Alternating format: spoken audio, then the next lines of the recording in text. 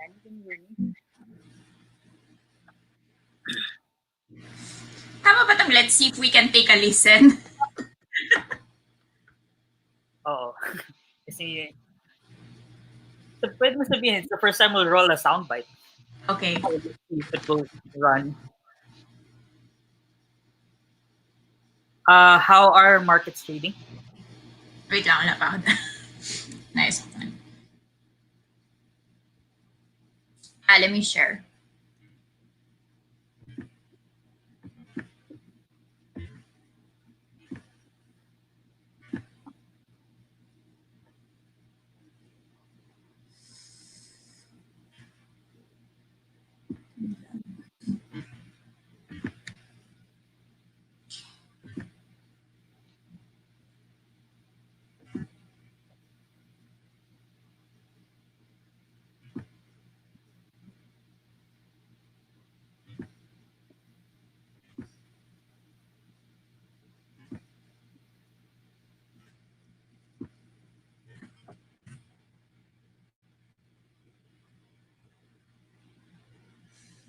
Up, 5.9 na. Up close to 2%.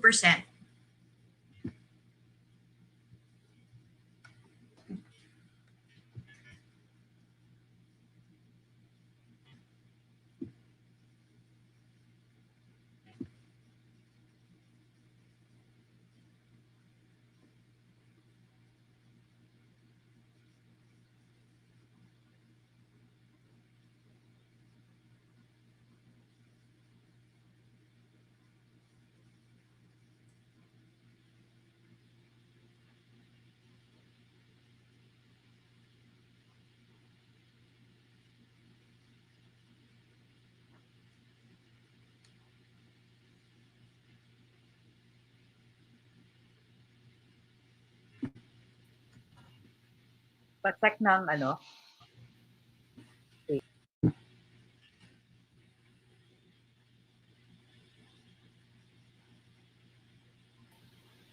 Danny?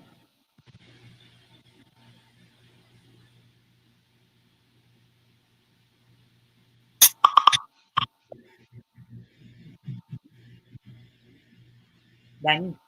Yo. Pa-check ng way 80.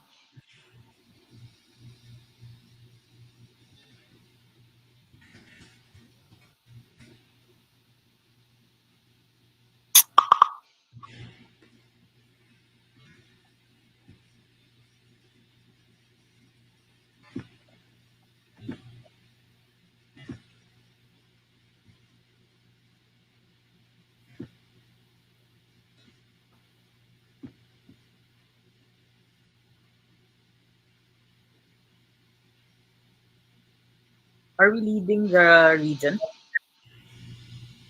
Sorry. We're Are we leading the region? close to 2% up. So yeah. 2%. Yeah.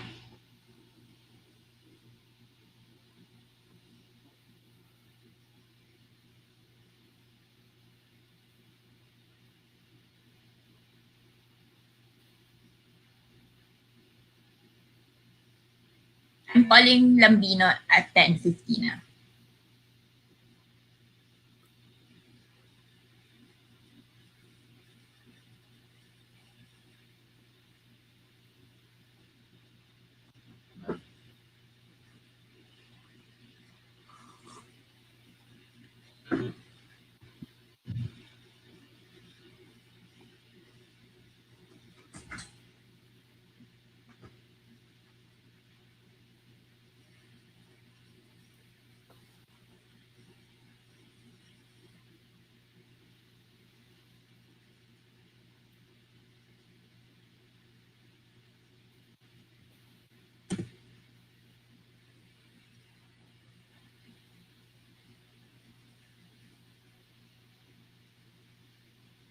Alay, Yeah. clear lang, yung 51 billion, sino ba nagsulat nun? Is additional to the 205 billion? Wait.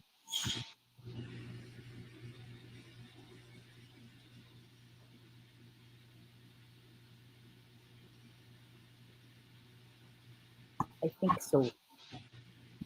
Anong Ay, hindi 205? na. This as part, sorry. Part na yun ng 205. There you go.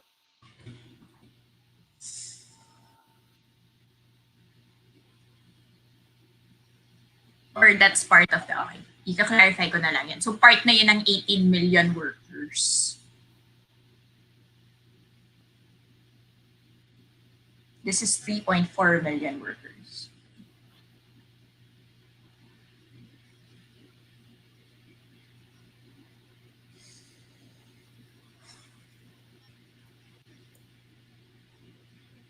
Additional daw sabi ni Daniel. Parang hindi. Clarify ko na lang yun.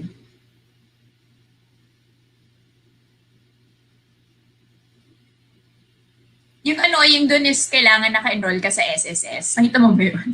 So how about everyone else that's not enrolled? Enrolled naman kasi dapat lahat eh. Yun yung sinasabi ng government. Well, not the contractual. And sila yung may kailangan. Oo, pero dapat enrolled. Ito naman MSMEs eh. So talagang Ay, oo, kung MSME support yan, kasama naman sa requirements mag-register sa SSS. So if you're not registered sa SSS, then you're violating labor law. but like delivery people ng Jollibee, naka-SSS ba yun? Pero hindi yan Kung ano sila, employed. Hindi nga eh. Yun, kaya magkaiba yung subsidy for contractual. Yeah, balance. Okay, I'm gonna call.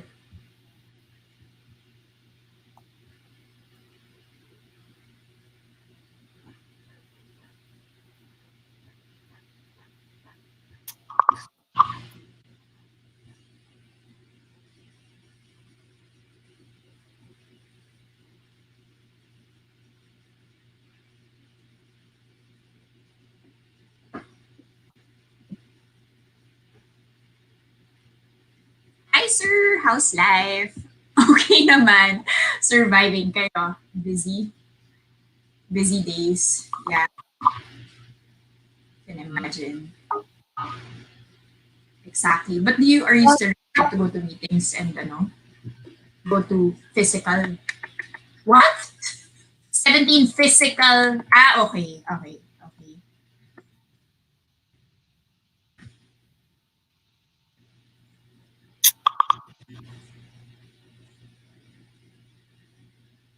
Oh. Yeah.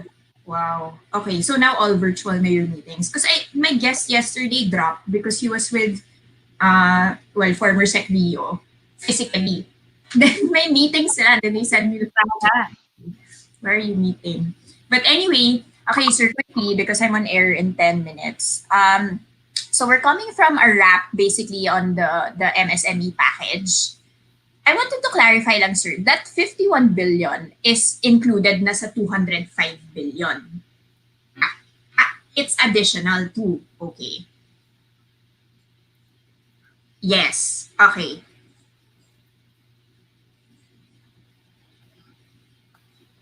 Okay, perfect. So that's additional. So this additional number of people is on top of the 18 million people. Okay, great. Correct. Okay. So I wanted to, yeah. Naka-SSS. Okay, perfect. Yeah, so we need to clarify that because there's one na parang Sec Nograles said na part na siya ng 205 eh. So I got kind of confused. Hindi. Covered na eh.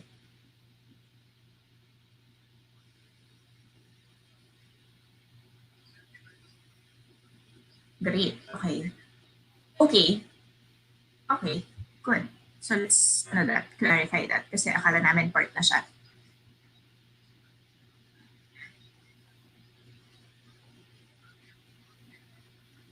Yeah. We have it naman. We reported it. But sige, if you have more details, why not? I'll have a read. Oo. Hindi pa siya announced, diba? Correct. Okay, all right. Okay. And then do you have a update on the deficit spending plan? Kasi Senate approved. Yeah. Senate approved up to 10% deficit. Tama ba? Okay. Okay. Because it's the last one we reported was up to 6%. But then there was a note that showed that Senate approved up to 10%. We saw that. Okay. Five. Okay. And the question there would be, can we afford it? Basically, how can we afford it? Blah blah. And then Sitira wasn't passed, no sir. Tama ba? Okay. So I'll ask that. And then okay. Okay. And that wasn't costed into your revenue collections. Ah, naman. Okay. And then yeah, grow and then end with growth projects on sec. Yes, sir. Okay. Oo, if the revenues were already costed in sa budget or whatever. Tama. Oo.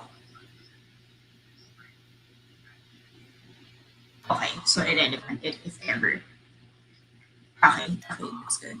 And then, yeah, growth projections on the back of Sec Dominguez saying infrastructure push not downgraded. Is that parang a realistic scenario? Okay,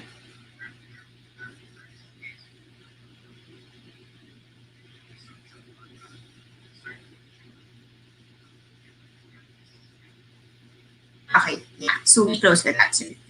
All right, perfect. Thank you. Yeah, I hope so. Kasi nga I mean, the other, I don't know if you're seeing, but like in France, they're going to ease the lockdown by like May 11, but economy will stay closed till July. No naman. Just like all businesses. Yeah, sorry. Bars, restaurants, cinemas, diba? So, you can like, schools lang, parang very essential pa rin yung. So, that's my question also. Parang, oh, oo, mahirap. Yeah.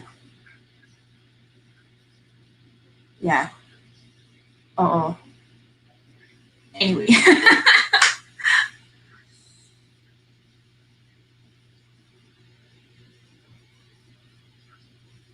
Yeah. The other countries naman, diba, it's okay lang to keep the schools open as long as you keep the elderly locked in. Hirap, diba? How will you do that away? It's not gonna happen. Yeah. All right. Thank you, sir. So we'll call you back in 15 minutes. All right. Tama. Yeah, StreamYard. You'll be able to see us. Thank you, sir. Bye-bye.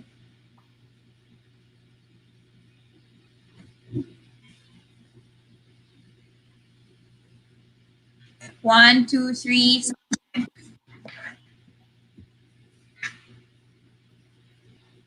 So yung 51 billion is in addition to. You got it? Yeah. Wait lang. Ayaw nung sauce. Ayaw gumagana.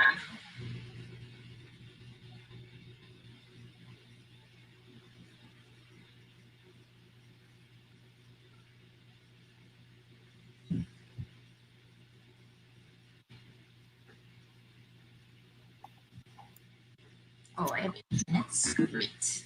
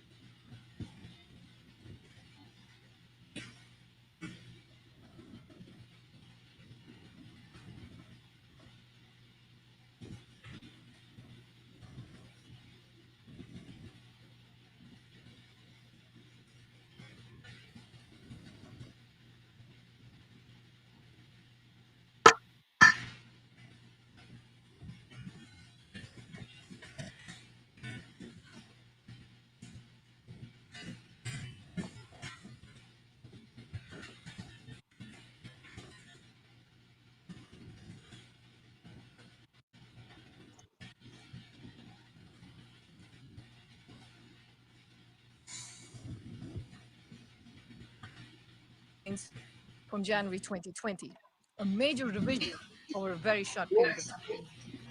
This makes the Great Lockdown the worst recession since the Great Depression and far worse than the global financial crisis. Assuming the pandemic fades in the second half of 2020 and that policy actions taken around the world are effective in preventing widespread firm bankruptcies, extended job losses, and system-wide financial strains, we project global growth in 2021 to rebound to 5.8%. Now, this recovery in 2021 is only partial, as the level of economic activity is projected to remain below the level we had projected for 2021 before the virus hit. The cumulative loss to global GDP over 2020 and 2021 from the pandemic crisis could be around $9 trillion, greater than the economies of Japan and Germany combined.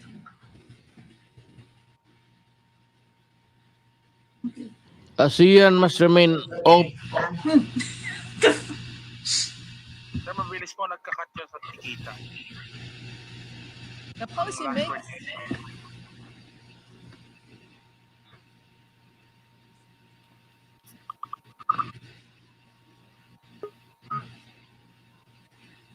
Putang ina.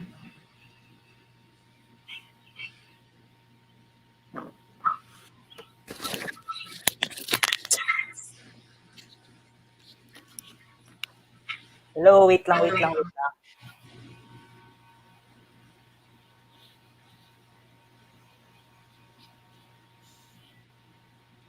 Parol ulit nga. Sir? In short. Now, policymakers are responding in an unprecedented manner by helping households, firms, and financial markets. However, Danny, there is can still you considerable uncertainty about what Hi, the good economic morning. I'm landscape Danny will look Norell. like You're watching a when home we broadcast of emerge Businessworld from Live. this It's lockdown. 10:30 Okay. a.m.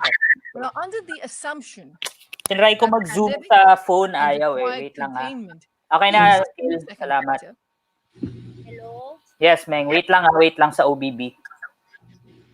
Naririnig mo yung soundbite? Oo, kaso lang ang tawag nito nag-ihit. Hindi namin alam kung kayo. Para may pumipito. Roll ko yung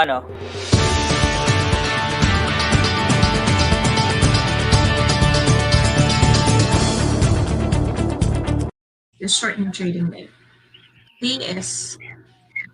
Sige, isa pa, Gil.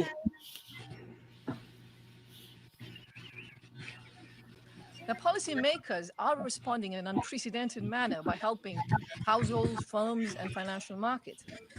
However, there is still considerable uncertainty about what the economic landscape will look like when we emerge from this lockdown. So now, under the assumption that the pandemic and required containment peaks in the second quarter in most countries in the world, and then recedes in the second half of this year, we are projecting global growth in 2020 Danny, exit na ako sa stream ha. Sa chat ka na lang. Nasa Zoom kami ng control. Huwag ka na mag-zoom. 3%. Now, this is a downgrade of 6.3 percentage points from January 2020, a major revision over a very short period of time. This makes the Great Lockdown the worst recession since the Great Depression and far worse than the global financial crisis. Assuming the pandemic fades in the second half of 2020 and that policy actions taken around the world are effective in preventing widespread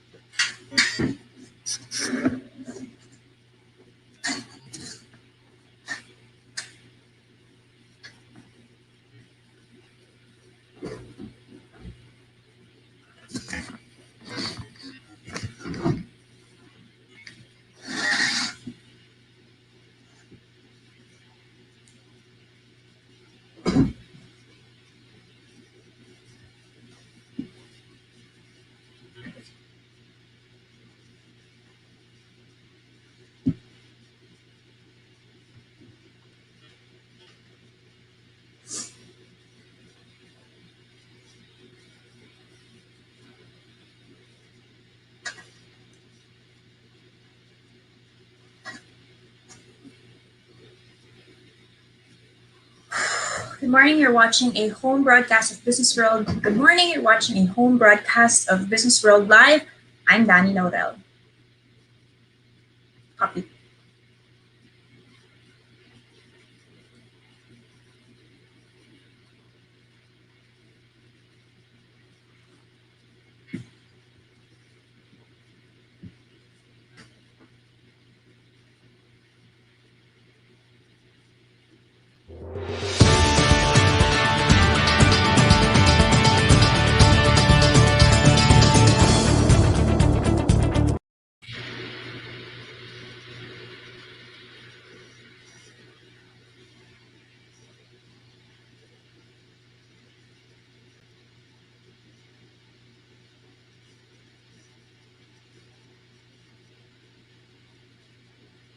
Good morning. You're watching a home broadcast of Business World Live. I'm Danny Laurel. We are still trying out our home broadcast tool, so do bear with us. It is 10:30 a.m. here in Manila, about 1 hour into the shortened trading day. But let's kick off with our banner headline top story. The IMF is slashing its growth forecast on the Philippines to just 0.6%. That is a big cut from its previous projection of 6.3% just 3 months ago. You're going to be seeing on our screens here that drastic cut in our growth projections for 2020. Now, this is also more pessimistic than the similar downgrades that we've seen already coming in from the World Bank, ADB, as well as AMRO, for example. But it is still a better outlook than what Finance Chief Sonny Dominguez has, which is a forecast of flat to negative growth, and is also part of the lower end range of NEDA's forecast range. Recall, NEDA is seeing the lowest growth at a contraction of 0.6%.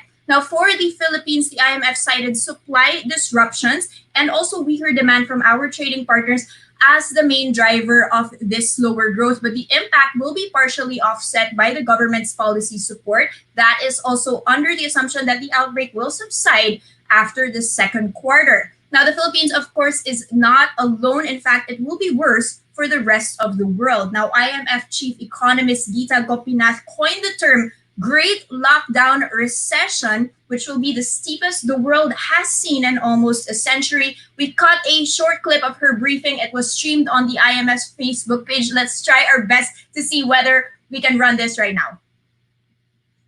Now, policymakers are responding in an unprecedented manner by helping households, firms, and financial markets. However, there is still considerable uncertainty about what the economic landscape will look like when we emerge from this lockdown.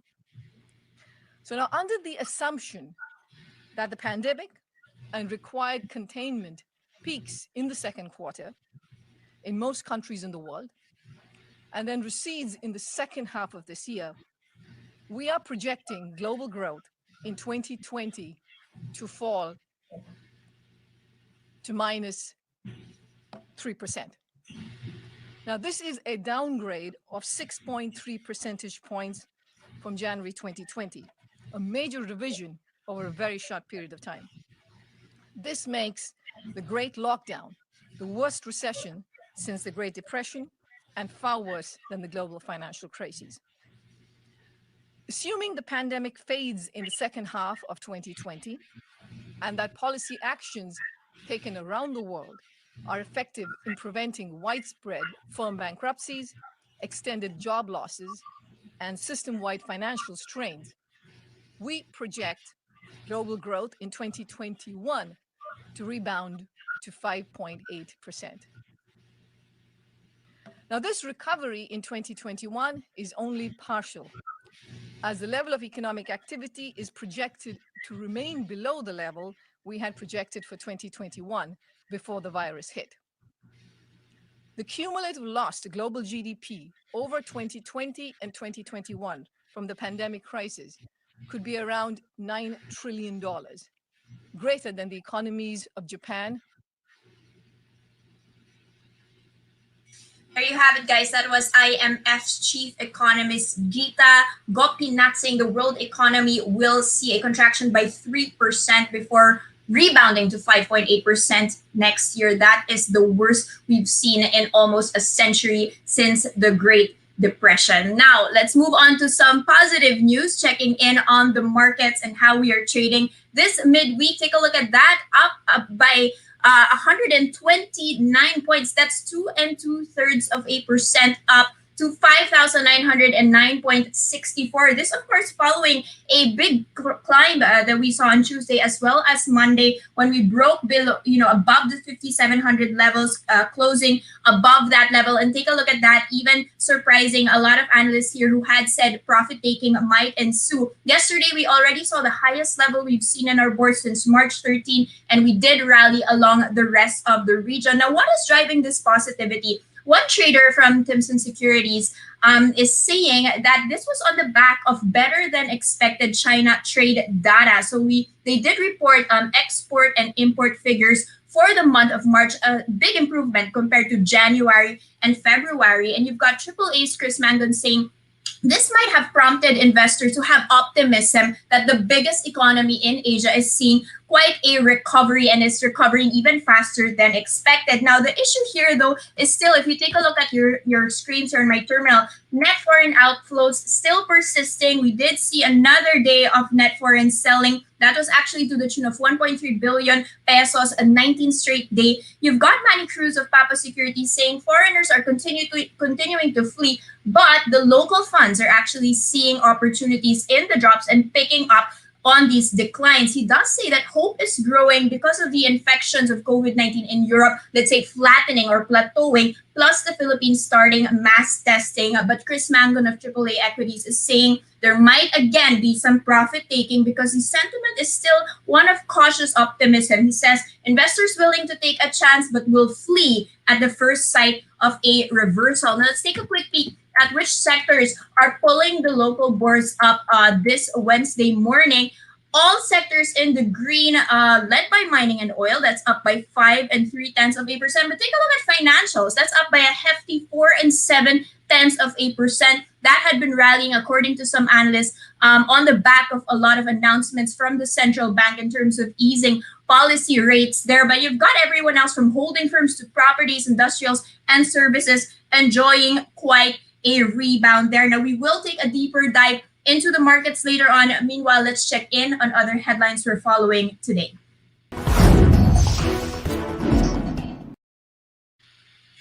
President Duterte urging ASEAN leaders on Tuesday to keep trading to ensure health and food security in the region amid the COVID-19 pandemic. Now, in his speech during the special ASEAN summit for COVID-19, President Duterte said cooperation must be prioritized among ASEAN countries to boost trade as a means of mutual support. The president also noted that ASEAN countries need to boost production of medicine and medical equipment in the face of a global shortage of such goods. Duterte added that food security is important in maintaining social, economic, and political stability as countries resort to lockdowns to contain the virus. Duterte also called on ASEAN countries to continue supporting vaccine and research against SARS-CoV-2. Now, easier said than done. ASEAN must remain open for trade.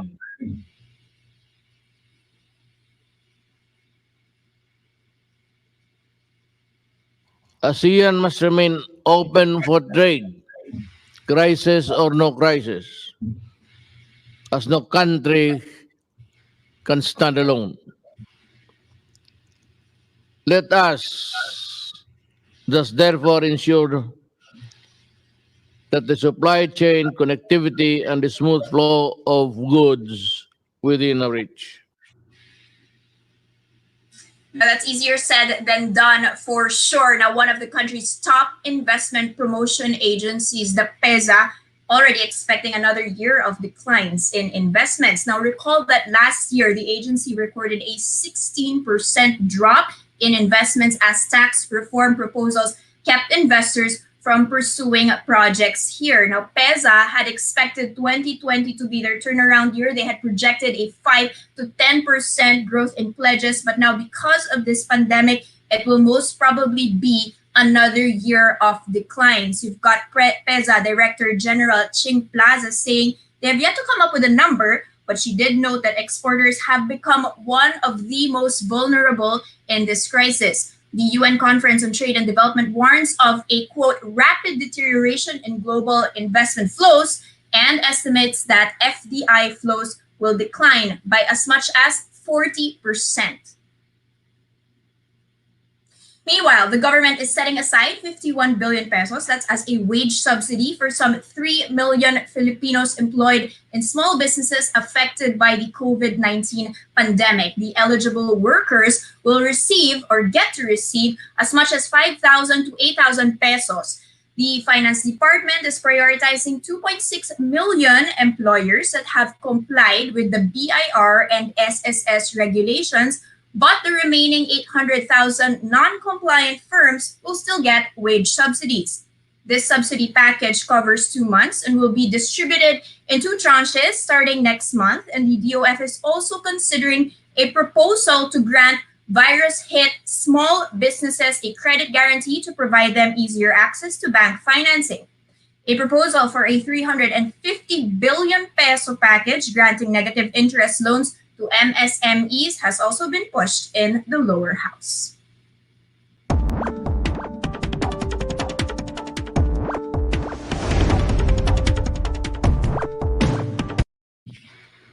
It has been over 30 days since Luzon has been put in an enhanced community quarantine over the COVID-19 pandemic. Now, this extension is seen by many as allowing the government to buy some time, let's say, to craft its policy response, especially economically. And we have with us on the line Assistant Secretary of the Department of Finance, Tony Lambino.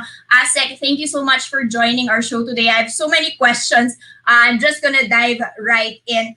A lot of economists have said that the monetary policy response has been preemptive and have lauded that. But some have said that the fiscal response was lagging behind. Can you tell us what was the cause of the delay, let's say?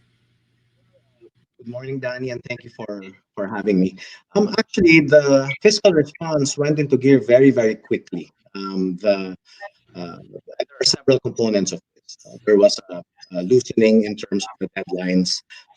People were allowed to file later, to pay their taxes later. Although, of course, there's a request for those who can pay on time or early to do so because we need to finance this fight against COVID-19, right? But in addition to that, a piece of legislation was also passed in record time, less than 1 week after the lockdown. Congress passed the Bayanihan to Reform Act, which authorized the president extraordinary powers, of course limited and time-bound, extraordinary powers to realign the budget in order to be more effective in fighting this pandemic. Now, what else happened in that short amount of time was a program for 18 million families was put in place and launched very quickly after the law was signed by the president. And in a matter of 3 days after the launch, more than 3.7 million families already received their cash assistance. So these things went into high gear very quickly. In addition, now we have a small business wage subsidy program that's for 3.4 million employees of small businesses, those that are not among the large taxpayers in the roles of the BIR, those that are also compliant with SSS and BIR regulations, companies that have either had to stop operations or partially stop operations because of IATF rules, and for their employees who have at least for 2 weeks not been able to draw their paycheck, this subsidy has been made available. So the mechanics and the details are going to be announced very soon over this week. The registration among employers will also start as soon as the online system is launched. It's being tested as we speak, and then the employees will be receiving those who are eligible, and those who work for eligible companies will be receiving this wage subsidy for a maximum of 2 months. Sir, let's just clarify po for our viewers here. This 51 billion pesos is in addition to the 205 billion pesos that was first put in for the 18 million poor households. Well, this is how we sequenced it, and that's correct, Danny. The first response in terms of helping the most vulnerable was to provide these subsidies for 18 million families in the informal sector because they're under the no work, no pay arrangement. They were the first step in terms of the capacity to buy food, medicine, and basic needs on a day-to-day basis. The second group is those who work for small businesses. And if you recall, the first thing we asked the private sector to do was take care of their employees. And so many companies responded to this call and made sure that their employees were receiving their salaries, etc. However, after around a month of this extended community quarantine, we know that the smaller businesses have smaller, what do you call this, cash flows compared to the larger ones. And therefore, they also need help now, given the timing. And that's why this program was launched now. The subsidy is also hand in hand with other programs of government, so there's no duplication, and we can talk about how we're adjusting for other programs if you're interested. Sir, Sec Dominguez said we can afford this until, the program is set to be covering these people or the economy at least until the end of May. What happens in the chance, I hope this doesn't happen, that the lockdown is extended? We've seen, for example, in France, they will be lifting the lockdown on May 11, but still, bars, restaurants, businesses will remain closed until July. Can we afford something like that? Well, there is a trade-off here, Danny, that we have to really grapple with. How many Filipinos will contract the disease depending on how much we open up? And a fraction of that is going to be people who will die from this COVID-19 pandemic. And so we have to balance that off with making sure that our fellow Filipinos also have the means to survive. So the livelihood and the lives, we have to balance those. And the Secretary of Finance, Carlos Dominguez, was very emphatic about that we need to make sure we are also looking at the moral and ethical dimension of that question. Sir, we have a lot of loans because of the ambitious infrastructure program. What's going to happen to this? Can we still finance this? Sec Dominguez has said that he will not seek moratorium for such loans. He will not use this money, to finance more healthcare, for example. We need to be adamant on paying back on time. But does this not mean more tax collections for a country that's already suffering in terms of, wages? Well, most countries responding to this pandemic will be spending beyond their means. That's just what's going to be happening around the world, even in the context of an economic contraction. It's also the case that the Philippines has been managing its debt very well. So the debt strategy of the country has performed very well from a high of 74.4.5% in 2004. We're now at 41.5% as of 2019. Which is why all these lenders are willing to loan us money because we're a good borrower, and so our credibility is very high in this space. Which is why we've estimated that for the economic recovery plan, we actually do have in place additional resources from available borrowing. No, this is borrowing we actually haven't drawn down from, but is available to us because of our good credit standing. In fact, if you recall, Danny, last year we were upgraded from a triple B to a triple B plus by Standard and Poor's. So that's an indicator that uh, we are a safe bet when it comes to lending. Sir, on the tax issue, is there a risk that we might see more taxes being collected? Sorry, Danny, more taxes being collected? Yes, to finance this debt or the spending if we need I to. see what you're saying. Given the current environment, we do expect actually tax collection to go down. If businesses and households are not earning, then there's less tax to collect. It's just the way it is. However, in terms of additional taxes, that is something to be discussed in the context of an economic recovery plan, because that plan should have a comprehensive view, and it's an interagency effort led by the National Economic and Development Authority. Sir, ceteris paribus, can we expect the infrastructure program to continue in this type of scenario? Where will we Well, get? Danny, it's an imperative because as we know, infrastructure development has the largest multiplier effects in the economy, as long as they're good projects. And we have made sure to assess the proposals very well. So they've been vetted, they've gone through ICC scrutiny and the approval process. And so it is critical that the infrastructure program go into as high a gear as possible, as quickly as possible. Last year, we estimated 3 million jobs from the infrastructure program. And with the multiplier effects into other industries and other sectors of the economy, this is going to be a source of jobs for our countrymen so that they can get back to work as soon as possible. Sir, is that still realistic though, especially if just in terms of manpower, do we have that sort of manpower, to keep people healthy and in the streets building these things? Will there be a delay in the timeline at least?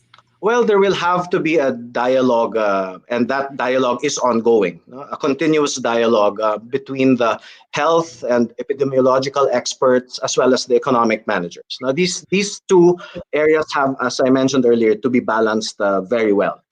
As we open up, what are the health measures and health behaviors that we can mandate in order to bring the infection rate to a manageable level? As close to zero as possible, of course. Although zero is probably a goal, not really what we can get right now. So let's bring the infection rate, the transmission rate down as much as possible. Let's protect the most vulnerable populations so that the death rate also goes down. We want to protect people's lives as much as we want to make sure that people have the means in order to live from day to day. Sir, last question before I let you go. Despite the fact that you're saying, sir, that the government will be continuing with its push, its spending push, at least for the infra program, there's still, massive downgrades when we're talking about growth this year. Even Finance Secretary is expecting a 1% contraction. Even NEDA has a pessimistic scenario. Tell us, sir, where will this contraction come from? Is that from consumption? You feel that consumption will be the one that's definitely dragging this down, even if the government puts all of these fiscal stimulus, monetary stimulus? There's going to be a lot of liquidity from the central bank. Will people not be tapping that liquidity? Well, contraction in consumption certainly has already happened. But it also depends in terms of the sectors, which is why we did a survey, which will be followed by additional research, talking to stakeholders. There were 44,000 respondents to this survey among small businesses, and we asked them where the pain points are. And so, Danny, there are different kinds of needs in terms of the recovery. Those that had to close down completely, they will need the largest government investment.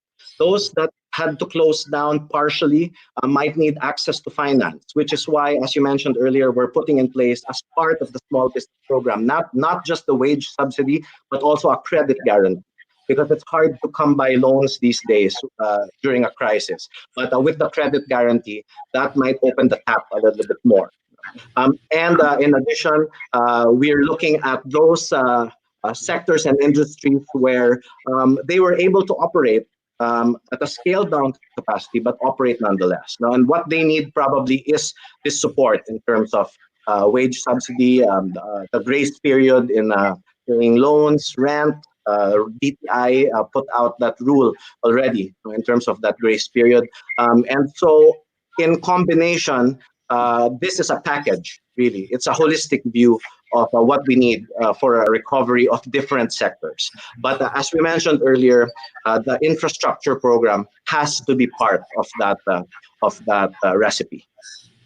Okay, thank you so much, sir, for clarifying that. That was, of course, Assistant Secretary of the Department of Finance, Tony Lambino, clarifying wage age. Thank you, sir, for wage aid. 51 billion pesos is on top, of course, of the 205 billion package already in place for the 18 million people. This will go to 1.4 million additional workers. That is this 3.4 million additional workers in small businesses. Thank you so much, sir, for joining us today.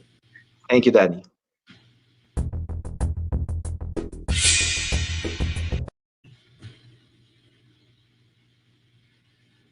Okay, guys, let's take a quick peek at our local index. We are up by 2 4/10%. So we are extending those gains, 5918.52. I just want to take a quick peek at our leaders and laggards here before we end this broadcast. It's very interesting to see which ones are standing out. Very interestingly, San Miguel Corporation up a hefty 11% really. Together with other conglomerates, you've got here JD Capital, Ayala Corp, and AGI, for instance, Metro Pacific as well. So it seems like it's the day of the Congos to shine after we have been seeing rallies, for instance, from a lot of our consumer plays.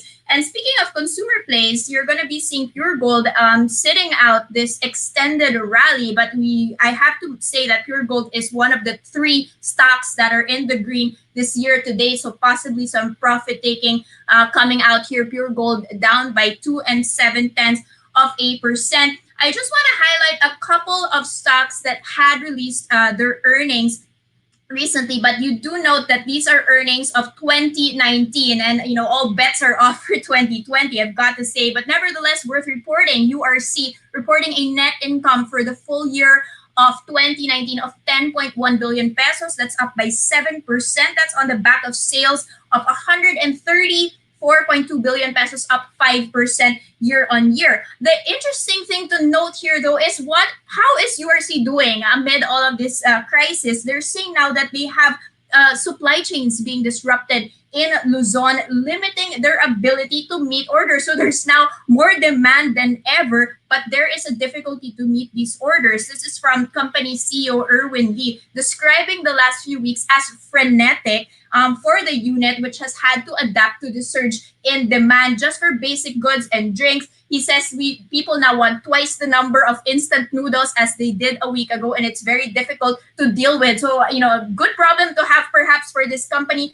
that has an increase in demand, but nevertheless difficulties in the supply chain. Let's move on to their sister company, JG Summit, which did report full year net income of 31.3 billion pesos. That is up 63% year on year. And that's on the top of the top line rising 3%. And they do expect the company to maintain resilience amid this pandemic. Meanwhile, you've got Jollibee. Just saying very quickly here, they had already reported the 2019 net income, which fell. But they're now saying that it fell to, let's say, a lesser extent, still falling by 21.7%, but it's now 6.43 billion pesos, slightly higher than what was previously reported of 6.3 billion pesos. And finally, you've also got Philippine 7, so that, of course, runs 7-Eleven. Fourth quarter net income up by 11% to just below 890 million pesos. The full year 2019, however, up 30%. Note that they did mention most of their outlets of 7-Eleven are still open during this lockdown. Now, let's take a quick peek at how the rest of Asia is performing, just to get an idea of how our global equities are doing. Take a look at the U.S. last overnight, seeing rallies, but Asia Pacific not following suit. You're going to be seeing Japan, for instance, in the red, together with Hong Kong and China. Also trading in the red. Some markets like Taiwan and South Korea in the green, and we are joining that rally, but definitely the local index outshining that today. And that's a first look into the business day. Today is April 15, 2020, a Wednesday. Thank you so much for watching. Catch us again tomorrow, 10:30 a.m. I'm Danny Laurel, and we are One News.